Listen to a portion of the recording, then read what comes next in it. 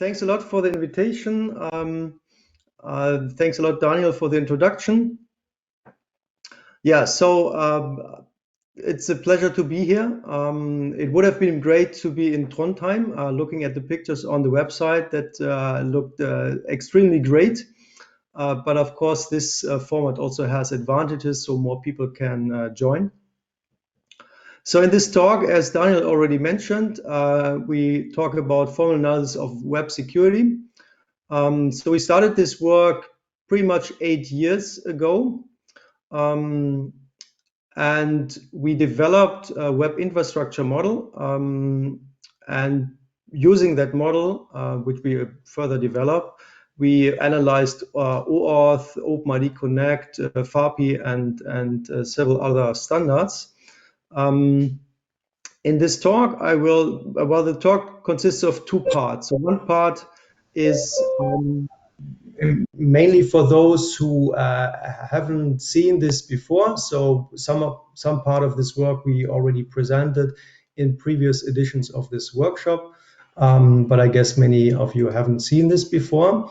And then in the second part, Guido will take over and present some new developments. Okay, so let's start. Well, as you all know, the web is a complex infrastructure, a network of heterogeneous components, a large number of often pretty complex standards developed at a high pace. And also web applications are very complex with more and more features, more interaction. And so it's not surprising that you have a pretty big attack surface. And so it's important to find vulnerabilities and more important to ensure their absence. And this is very hard. So what is done typically in practice is that while experts look at standards, at implementations, go through a list of known attack vectors mainly. They might also do some pen testing using tools or manually. In order to make sure that at least certain known kinds of attacks are not there. But the problem is that it's pretty easy to miss attacks, even for experts. And also you essentially concentrate on known attacks. So finding new attacks is pretty hard. And you're not really guaranteeing security because you look at specific attack vectors. So not even for a limited set or class of attacks, because you are not often not looking at the full pictures, but at specific points.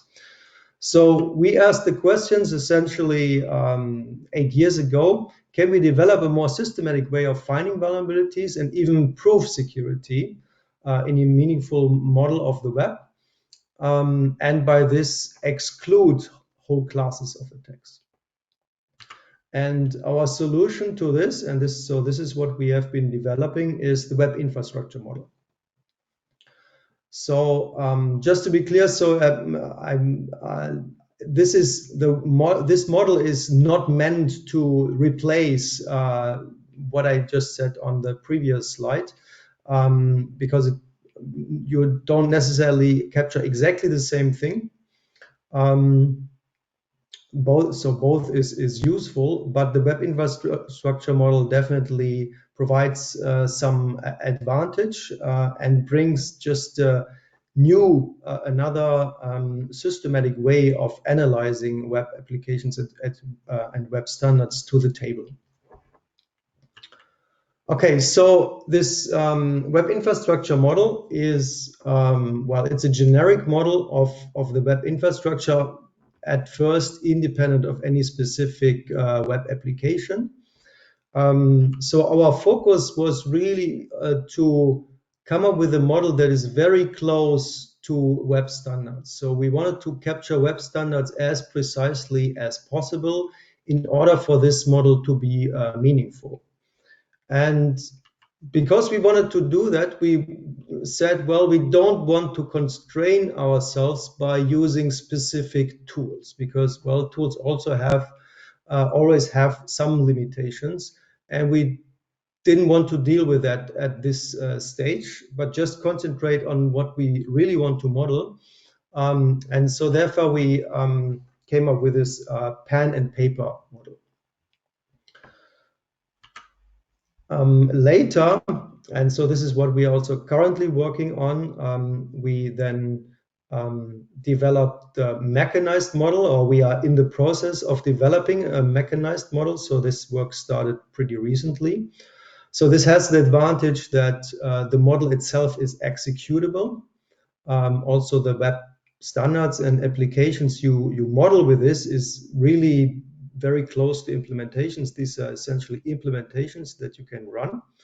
And you also do the proofs using these tools, like or automated tools, or not fully automated, but let's say tool-supported proofs. And these proofs, at the end, you can check. So you get machine checkable proofs, which you can even check with other tools, because this is like a really logical sequence of proof steps you can just check. But I also want to say that it's not that one of these approaches, the pen or paper or the mechanized thing, is just the best. It's both have pros and cons, right? So as I said, so tools often have limitations, but the mechanized proofs also have limitations and advantages. The things that I mentioned, executable model testing and so on. But it's not like black and white. So we probably also in the future, we will follow both approaches. Good. So I will talk about this first part I will give you an idea of the web infrastructure model, summarize some of the case studies very briefly, some of the case studies we did. And then Guido takes over and talks about our mechanized model. Okay, so the web infrastructure model is a pretty detailed and comprehensive model of the web infrastructure. So the core of this of the web infrastructure model is this generic description of the web. So it's a formal description of the web, and on top of that, you build the model or the implementation of your application. So when you want to model a standard or an application, then you use the web infrastructure model as an underlying layer for that. So later in the mechanization, this model of the application or the standard is really an implementation. It's very close then to an actual implementation. Then on top of this, you formalize the security properties, and which is already a big help, because now you can precisely formalize what you actually want. And in particular, you can also precisely specify your trust assumptions. So who is honest, who is dishonest, and so on. So that is very important. And then once you have the security properties, you can then try to prove these properties. And then, like in a mathematical way, so what you have to do is you have to prove that for all attackers, so all attackers or all potential attacks that you can possibly express in this model, you have to prove that none of these can break your security property. Okay, so often that doesn't work. And the reason often is that, well, you have attacks. So the property is simply not satisfied. And then you, then you fix your application, you adjust the model, and you try to prove again, and you repeat the process until the proof goes through.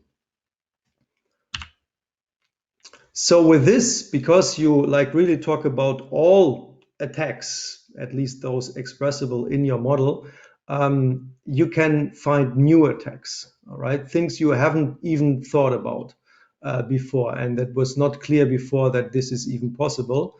But you are simply forced to do that because, well, you have to look at all attacks in your proof.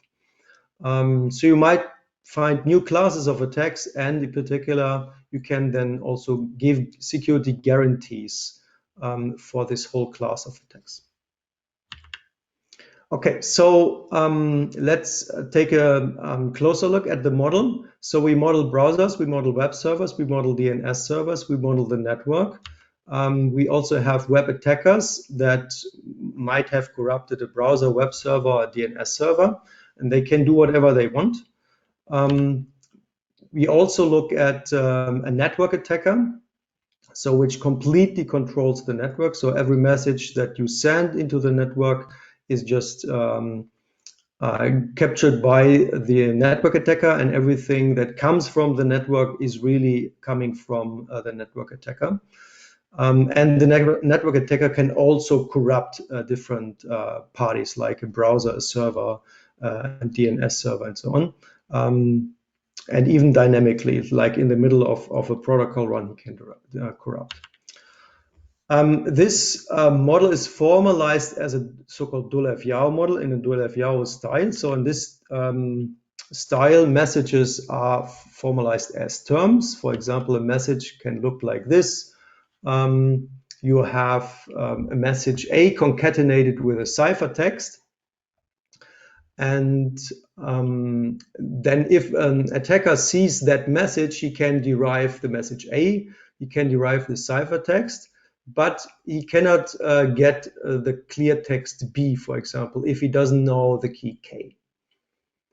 Okay, so in this way you model messages, and also you model exactly what the attacker can derive from what he sees and what he cannot derive. Essentially modeling what cryptography is supposed to guarantee.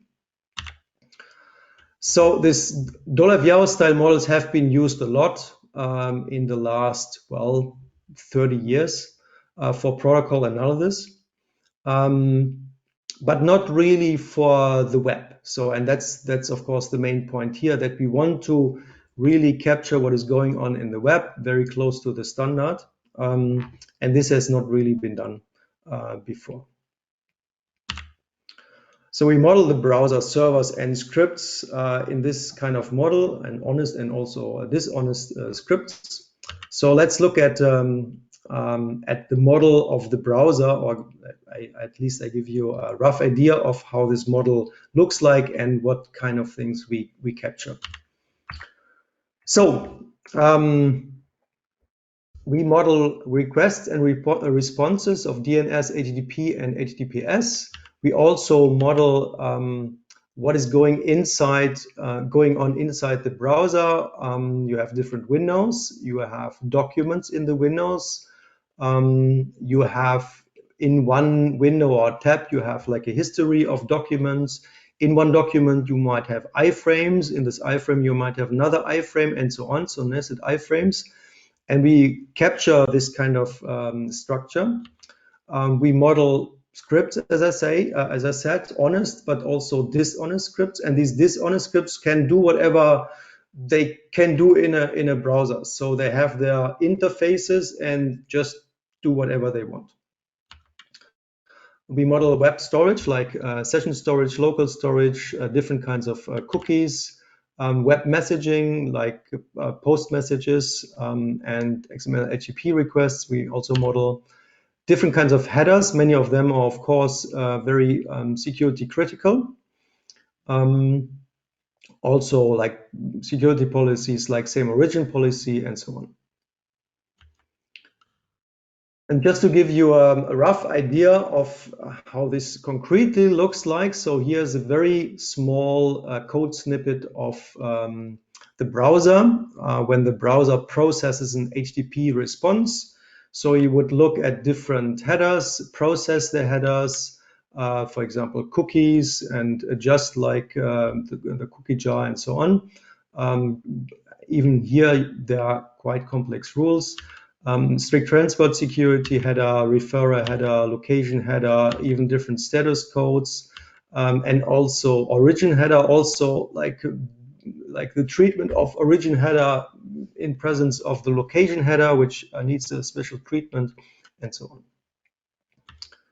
Okay, so this was just to give you a rough idea of how this model looks like. Of course, this is a model, so it has limitations. It is a model of reality, and reality is certainly more complex.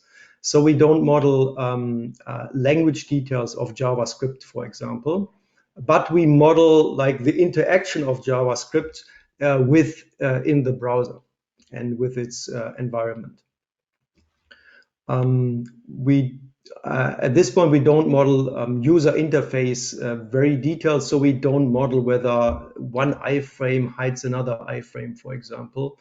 And we, of course, don't like describe a browser on the byte level. But we describe the effects if things like buffer overflows happen, if a browser can be corrupted. So because we just allow the adversary just to corrupt any browser that he wants. And as I said, so we have an abstract view on cryptography in this Dolev-Yao style. So essentially, you assume that cryptography works as expected because there's so much going on top of the cryptographic level that we don't want to model the layer below that. So of course, we can add more of these aspects also to the model. But certainly there is a trade-off between comprehensiveness and simplicity. So essentially, when you look at case studies, you see whether you hit the right spot of abstraction and whether your model really gives you some interesting results. Okay, so let's look at the case studies, and I give a brief summary of what we have found so far. So we have this basic generic infrastructure model, and on top of this, we now build then for all of the case studies that we look at application-specific models, security properties, we formalize, and the proofs. So these are the case studies that we performed so far. I will go through them quickly just to give you an idea of what we have found. So the very first case study that we did in the web infrastructure model was the Mozilla's browser ID. We found this particularly interesting because, it was a very complex protocol, and also it has an interesting goal, namely privacy. So the goal was that an identity provider should not learn to which relying party a user logs in. And so we analyzed that browser ID. We formalized the browser ID, expressed the security properties, authentication, and also privacy. For authentication, we found several attacks, partly very severe attacks, which allowed the attacker just to log in as honest Alice, for example. But we also proposed fixes for authentication. Then we looked at privacy, and found that this was broken beyond repair. So, for example, privacy could be broken because the adversary could examine the structure of windows and iframes in a document, and this already broke the privacy property. So this motivated us to look at, to design our own privacy-preserving SSO system. And so we did this, and this is what is Espresso. So this is really the first privileged secure SSO system with this privacy property. Okay, then we looked at OAuth and OpenID Connect. At the very beginning, we were a little reluctant to look at this. Because, at least compared to browser ID, it was relatively simple. And also many groups had looked at it before, and we thought maybe there's nothing interesting to find. But nevertheless, we looked at this, and we found several attacks. And some of these attacks already found their way into RFCs. We proposed fixes and proved under which conditions we get security. And this work really triggered this very workshop OSW, and the whole series, and brought together the research community and the standardization organizations. Good. We also, more recently, we looked at the OpenID financial grade API. This was also a very interesting case study because the FAPI is supposed to be secure even with pretty strong adversaries, which, well, because you assume that like access tokens can leak, authorization codes can leak, and so on, and still you want security properties, and for this, several security mechanisms have been added to OAuth. So that was a very interesting target to look at. And again, we found several attacks on this, but we also proposed fixes and provided a security proof. A very recent work and not published yet is the W3C web payment, but I won't talk about this because in roughly an hour we will hear more about this in another talk. Okay, so these were the case studies, and altogether it turned out that the formal analysis in the WIM, even this pen and paper proofs that we did, are pretty useful. They allowed us to find new attacks and then performed also security proofs for the fixed protocols. And the main reason is that this web infrastructure model really forces you to analyze the standards and applications in a systematic way and to really consider all potential attacks. Otherwise, you cannot do the proof. Okay, so this really helps. Okay, so this concludes the first part of this talk, and now I hand over to Guido to talk about our new project and the mechanized version of the model. Okay, yeah, thank you very much. Can everybody hear me? Yes, I can hear you. Perfect. Okay, so thank you very much, Ralf. So as Ralf just said, it's the pen and paper model, the WIM, is quite useful, and it's as a pen and paper model, it's not constrained by any tools, but still, it's a pen and paper model, and you cannot execute that. So to able to execute what you have modeled in the WIM, you have to manually code this in a real programming language. And what we are currently working on in our current research, we are working on a mechanized model. And in a mechanized world, you have an executable model that's written in a programming language, and you can also so you can execute that model, extract code, verified code from that, and you can also create test cases to check your model for functional correctness. And also you get a machine checkable proof. So that's essentially an extra safety net because all these proofs tend to be quite large and complex. So when we started with this mechanized approach, we essentially had a choice between two options. So either we take a fully automatic tool, like for example Proverif, Tamarin, or Avispa, or we go for a theorem prover based approach. For the fully automatic tools, they are typically struggling with complex data structures and algorithms like unbounded lists, for example, or recursion.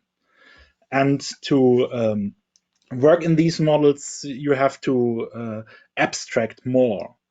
This is somehow contrary to our goal to build a comprehensive model in this world. So on the other hand, in the theorem prover-based approach, we can handle such complex data structures and algorithms, but we don't have full automation. So these tools require user interaction and sometimes even a lot of user interaction. But as our goal is to create a comprehensive mechanized model, we opted for the theorem prover-based approach. And the tool that we chose is F-star. So F-star is a functional programming language that aims at program verification.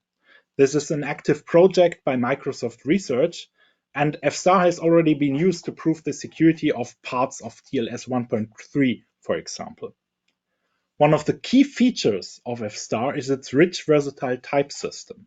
So we can have dependent types, so the type definition itself depends on a value. We can have refinement types. That means we can essentially add more predicates on a type, and we can do this even on the fly. As functions itself are also captured by a type, we can use the type system to state pre- and post conditions on functions. And using this, we can precisely express strong properties, and in particular, security properties. And as a nice extra, an F-star program can be translated to a programming language like OCaml, F#, C, or even JavaScript. So how does F-star work? First, of course, we write our F-star program and we add our specifications, either by refining types or by stating lemmas, which capture properties of a function. F-star then transforms this program and its specification to SMT problems. So SMT is short for satisfiable modulo theories, and this is a class of decision problems. So roughly speaking, an SMT problem is a logical formula, and you have to decide whether there exists a solution for that formula or whether there don't exist such a solution. So you tackle that problem with heuristics, and the one of the most advanced SMT solving programs that apply such heuristics is Z3. So Z3 is an SMT solver, and it's, by the way, also a project by Microsoft Research. So if Z3 is able to find a solution for the SMT problem, then we know our program meets its specification. So the F-star program matches what we require, what we stated in the specification. But if Z3 doesn't find such a solution, then we essentially have to distinguish between two cases. So either there exists no solution, that means that the program does not meet its specification, or the SMT solver needs help. And this is the point where we have to manually interact with this system. So we have F-star points us to the function where the verification failed, and we have to manually investigate why it failed. Which one is the case? Does the program violate the specifications, or do we need to push the SMT solver in the right direction? And we can do this by adding helper lemmas and assertions, which essentially guide that SMT solver to a solution. To give you a little impression of this, I have a small example. This is an F-star program that calculates the factorial of some number. So this is a recursive function. We have an input. If that input is less or equal than 1, then we output 1. And otherwise, we calculate the factorial recursively. Now let's add some more or less arbitrary specifications to that function. So we say as a precondition, for all inputs that are greater or equal than 0, we require as a postcondition that the output is greater or equal than 0. Now we can give this program to F-star to verify these specifications. And it turns out F-star cannot verify this. And if we look at this, obviously this just by essentially standard school math, we see, okay, that condition is satisfied, but F-star struggles in showing that this is indeed the case. So we need to guide F-star a bit through that verification process. And we can do this, for example, by adding a lemma. So here is a lemma that states for all inputs greater than 2, we have that the factorial of that input is greater than 0. Now, F-star doesn't just take this hint as it is. F* also wants to verify that hint, verifies that this is indeed a true statement, a true property, before it actually applies it. And if we provide this to F*, F* will also again say, I cannot verify this. So if we look at this and think about a way to mathematically prove that property, we have a recursive function. That means on pen and paper, we would typically opt for induction proof, proof by induction. And in F*, we can do the same. So here we say, if F* wants to prove that lemma, we distinguish two cases. We distinguish that the input is 3. In that case, this is the induction start. And we tell F* that it should try to verify the property on its own in that case. And in the other case, if it's any other value than 3, but still with this precondition that it's a number greater than 2, so it's an integer essentially greater than 3, we tell F* to recall the very same lemma, but for an input of n-1. So this is the induction step. And providing this hint to F* that it should try a proof by induction in that way, F* can verify this lemma. And using this lemma, F* then can also verify the specification of our factorial function. So this is essentially a small impression of this loop where we have to guide the SMT solver in the right direction. So we now used F* as a basis towards our goal to create a mechanized model of the web infrastructure. And as a first step, we developed Dolev-Yao star, or dy star for short. And dy star is a generic framework which is essentially brings the Dolev-Yao style reasoning into the F* world. So it consists of a library which provides us some basic functionality like cryptographic methods, network communication, and also a way to keep application state. And this library, so to say, interacts with a global trace. This global trace can be seen as an append-only log that captures relevant interaction with that framework. We specify our application itself as F* code that uses this library. So it's a functional code that is stateless, and it interacts only with that library. So it uses this library for crypto, it uses it for network communication, and also to maintain state. On the global trace,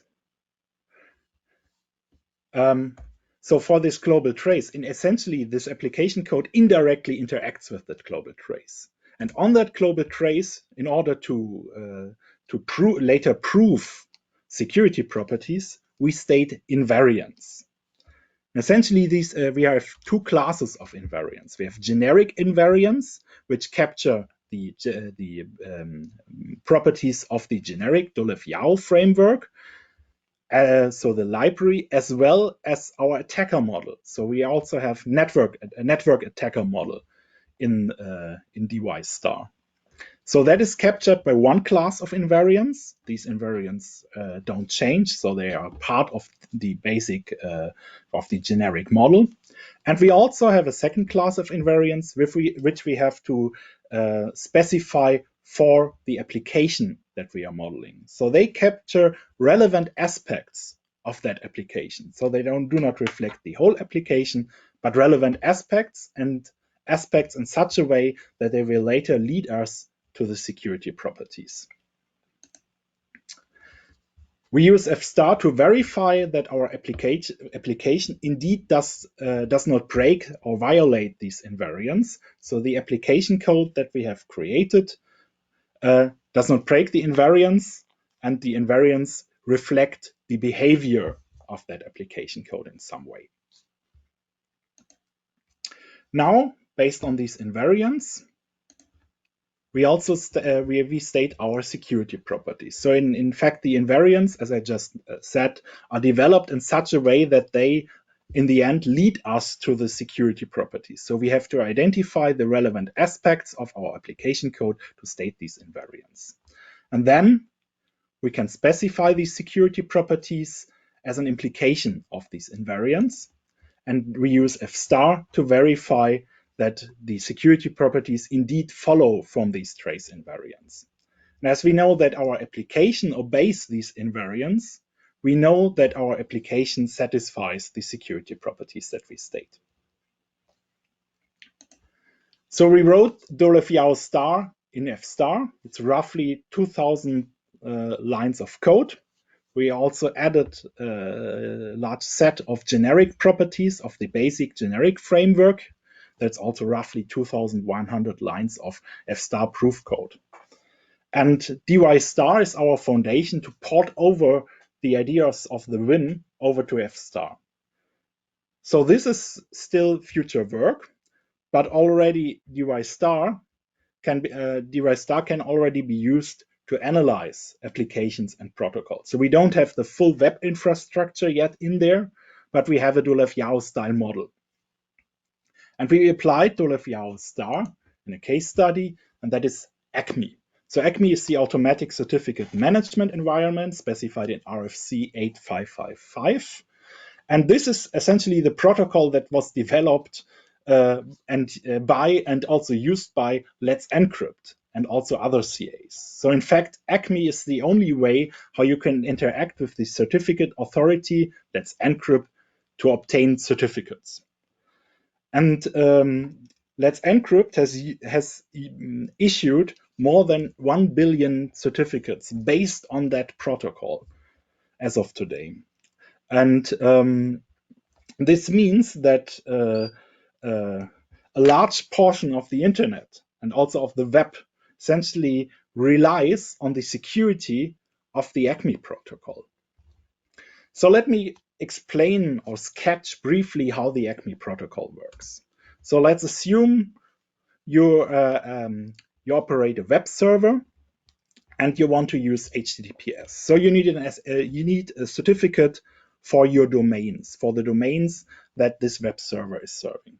You install an ACME client on that web server, and the first thing that this ACME client performs, it registers an account or an anonymous account at the certification authority. So for example, at Let's Encrypt. So you can see this comparable to the dynamic client registration, so to say. So the client just calls the CA and just registers an account, and there is no further identification of the client at this stage. Now, to obtain a certificate, the actual ACME flow starts. So the client requests a certificate for a set of domains.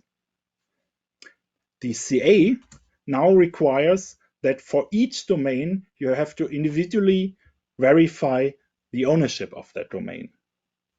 And this is performed by so-called challenges. So the ACME client needs to solve a challenge. There are several kinds of challenges. The default challenge is that the client needs to publish some document via HTTP on that domain. Or another kind of challenge is to publish some entry via DNS in the zone of that domain. And here we already have a key assumption, and that is that the adversary cannot spoof this publication. So this is quite strong assumption as we are using in the default case plain HTTP, DNS. One could argue, okay, we can use DNSSEC to ensure integrity of that publication, authenticity of that publication. But the default case is we just place that document in a well-known path on the web server.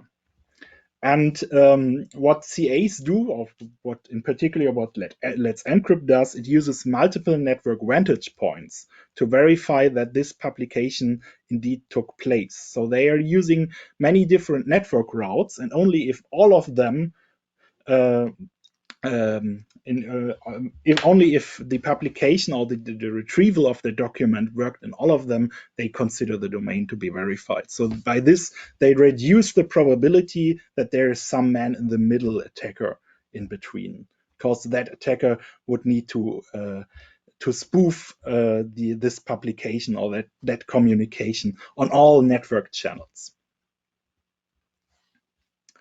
Okay, so after this, each domain has been verified in ACME.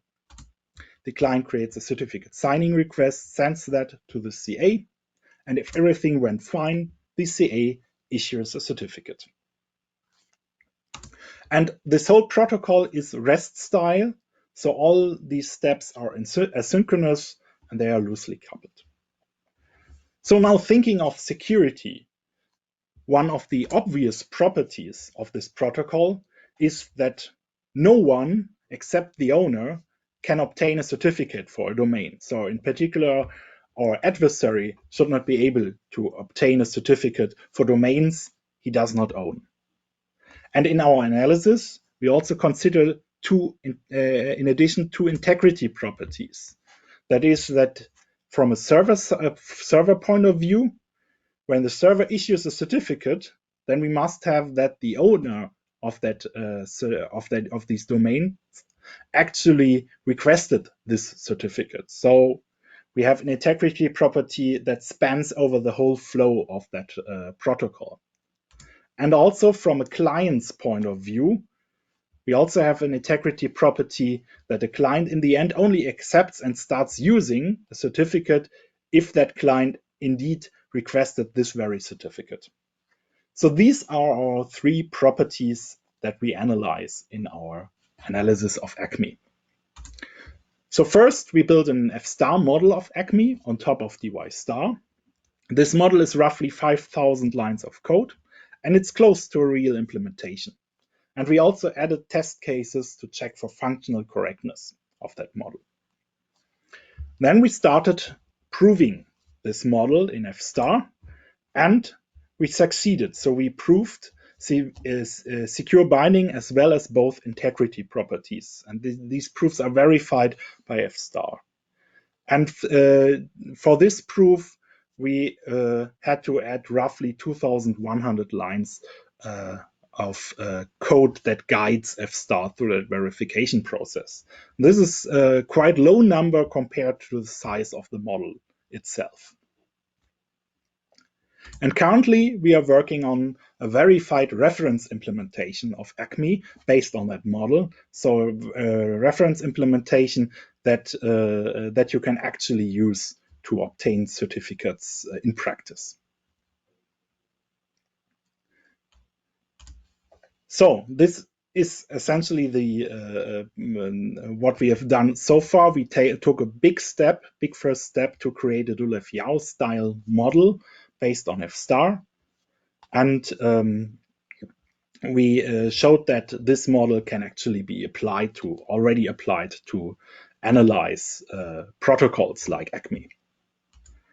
So to conclude, we have presented the Web Infrastructure Model, which is the most comprehensive model of the web infrastructure to date. We used the WIM successfully to analyze security and privacy of many web standards and applications, and among others, OAuth 2, OpenID Connect, and FAPI. We created Dolev-Yao star, that is a solid mechanized basis to perform such analysis backed by F-star. And we used Dolev-Yao star to prove the security of ACME, and we are currently working on create a verified implementation of ACME. And as the next steps, we develop WIM star. So we port over the WIM model into the F-star world based on Dolev-Yao star. And we also plan to carry out several case studies. So one case study will be GNAP, which we will probably hear about also in the next days, as this is currently a huge development as a kind of successor or alternative to OAuth, probably Many of you will now scream at me, but many people in the working group are also now working on this approach. And another interesting case study is UMA, User Managed Access. That is a profile for OAuth to delegate authorization decisions. Okay, so with this, I conclude the talk, and thank you very much for your attention.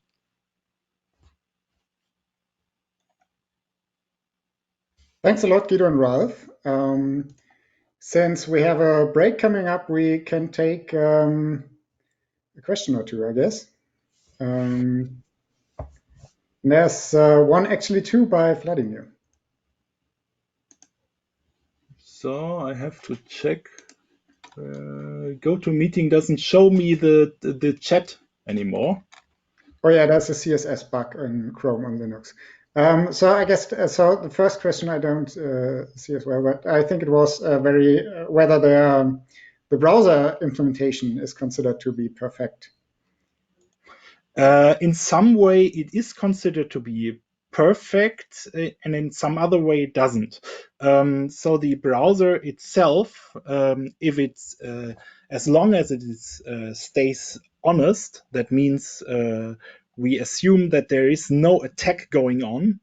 Or no successful attack going on, it behaves as a perfect browser, but the attacker can always decide to dynamically corrupt the browser. And in this case, the attacker essentially gains full control over the browser. So in our analysis, we can essentially distinguish between the cases that the browser has been corrupted. That means that there exists attack or weaknesses in that browser. So we can model the outcome of such problems, or we can say it's a perfect browser. So we essentially consider both cases. And then there was a question as well by Vladimir, whether verified reference implementation of ACME actually means a proper software project. Yes, so the idea is that we convert the F-star code from our model into a proper programming language that you would use in practice. And the challenge in this is that we have to hook that up to real-world communication as you would have on a regular computer. So you, instead of interacting with a Dolev-Yao style network, you now have to open TCP sockets, for example, and communicate with these TCP sockets. And there are some technical challenges to essentially change the model and make essentially the Dolev-Yao star library that we use interchangeable with some other code which satisfies the same properties. Such that we can just switch over. We replace the DOI star default library with some other library which in fact interacts with real networks instead of the Dolev-Yao network. And the same applies for cryptography. There we can switch over to a F-star implementation of many crypto protocols, Hackled star. And this switch over, we have to verify that the properties that we actually use are preserved. And then we can hook this code that we created in F-star up to essentially a real network and interact with a CA. Thank you very much. Then we have a question by Mike Stötzner. Whether program does not meet specification mean that there is an attack on the protocol? It does not necessarily mean that there is an attack. It can also mean that your specification is not the correct one. So it may mean that you have to adjust your specification. So, for example, in the process where when we define invariants in the DY star model, the application-specific invariants, it might also mean that the invariants that we state do not really reflect what the application does. And in that case, we have to adjust these invariants. So it always depends on whether in which context you're operating there. If in the end our security properties cannot be satisfied, then that means indeed that there are attacks. But in the process, when you create that model, when you build up these the invariants, then it can also mean that your invariants or the properties that you specify are not the right one, and you have to adjust these properties. And it could also mean that your model is incomplete, right? That can also be the case, yes. Okay, thanks. And then I guess the other questions were just whether you will upload the slides. Yes, sure. Excellent. Thank you very much, Ralf and Guido, for this very interesting talk.